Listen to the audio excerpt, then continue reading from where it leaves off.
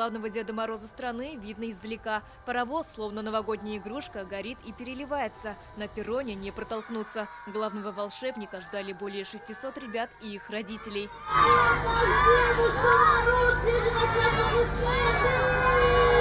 Длинная белоснежная борода, красный нос и волшебный посох.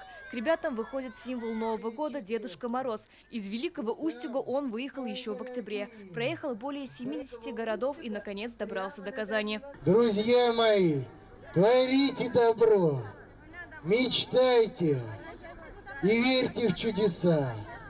Ну а я рад, что побываю сегодня в вашем граде прекрасном. В компании с дедушкой его сказочная свита, любимая внучка Снегурочка, а еще снеговики и символы наступающего года – крольчата. Поприветствовали героев не только детишки, но и взрослые. Постарайтесь Дедушке Морозу сказать самые сокровенные мечты.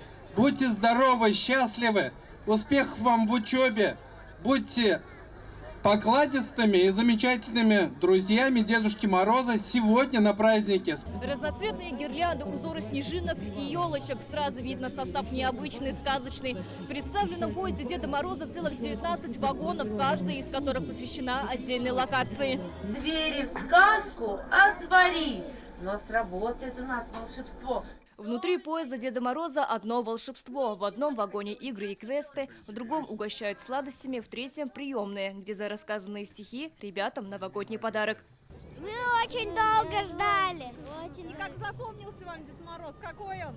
Он очень красный, большая борода, посох, большой мешок на спине, с бородой. Большой. Понравилось очень. Интересно было. Дед Мороз очень долго ждали, и Новый год также долго ждем. Мне очень понравился поезд, особенно внутри там был ресторан. И Дед Мороз очень был красочным и интересным. Мне кажется, это был настоящий. В Казани Дед Мороз был только до 9 вечера. Уже завтра его ждут в Набережных Челнах. За время путешествия новогодний состав проедет свыше 33 тысяч километров и посетит более 100 городов России. Сирина Сахапова, Леся Саитова, ТНВ, Казань.